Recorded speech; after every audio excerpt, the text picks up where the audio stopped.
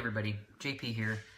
I am just sitting here enjoying the office, having a little bit of a casual day.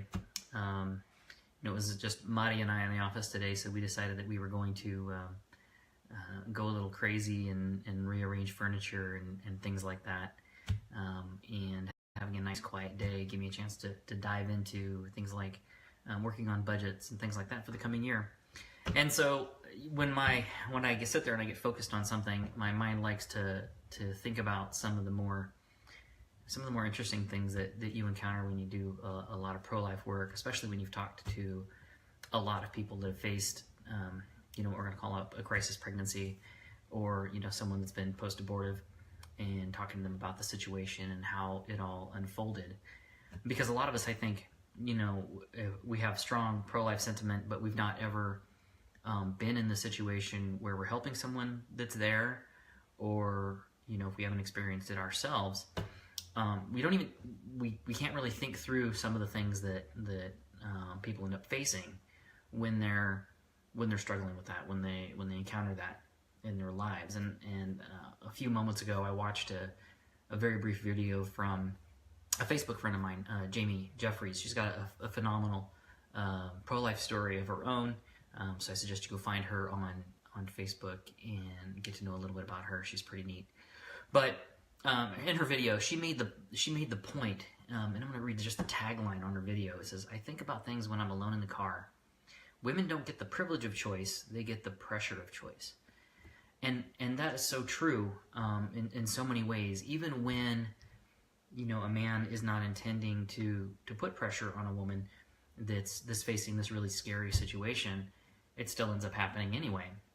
And I know for me, it's like my parents, they raised me, with the idea that if you're ever in a situation where, they said, don't have sex before marriage. If you do, you support her, whatever happens. And so the conversation was, you support this woman that you're with.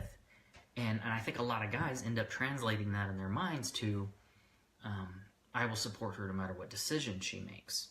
And so what ends up happening is you take a person who is scared, probably more vulnerable than they've ever been in their entire lives, and under a tremendous amount of pressure, and then the words coming out of the man's mouth is, whatever you decide to do, I will support you, has the exact opposite effect of that.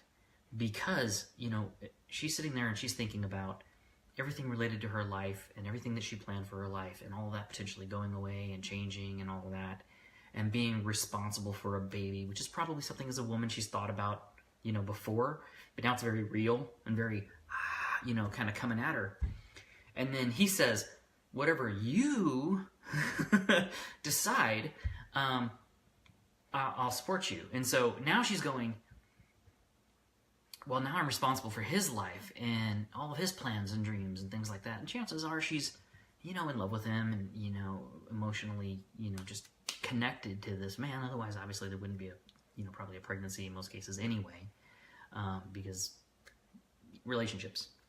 Anyway, the point being that we get a lot of guys that think they're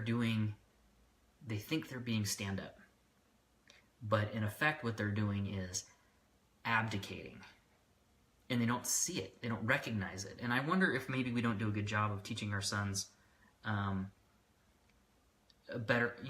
we don't do a good job of teaching our sons how to deal with these situations that are going to come at us as men. I mean, at some point, even if we do everything according to, what's morally acceptable, or, our Christian worldview, or whatever it is, where you say, I'm doing it all right where I am, getting married, before being sexually active, before having a child.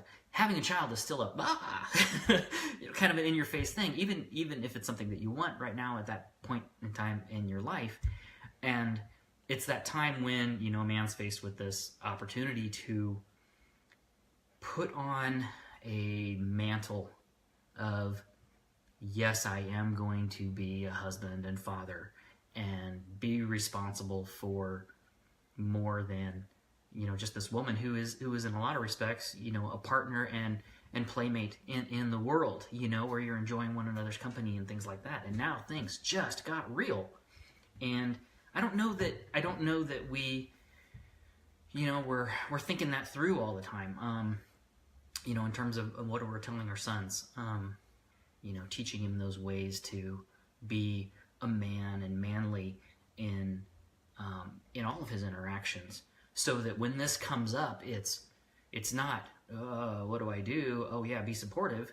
It's, yes, men do this. And what do men do? I mean, they provide, they protect, they have somewhat of a leadership role that just seems to automatically happen a lot of times. That's not a sexist statement. It's just observation of a generality.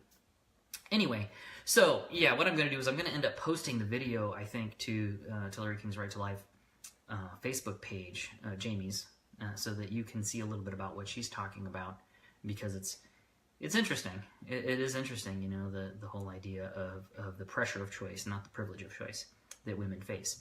And, if we have a chance to actually take the time to get into the depths of the thinking of, what would likely happen, it goes a long way to help us, have these conversations where we can be positive and helpful and promote life, and, wherever we happen to be. You know what I'm saying? Anyway, I feel like I'm rambling a little bit, so I'm going to go ahead and let you go. So please like this video if you do like it. Share it with all of your friends, because otherwise it's just the people that come to the TKRL page that end up seeing that. So yeah, share, get the message out there. It's a great way to promote life that really doesn't take anything except clicking a few buttons, and we get the word out there. So thank you again for your support, and I look forward to seeing you out there in the world and at our events. Bye-bye.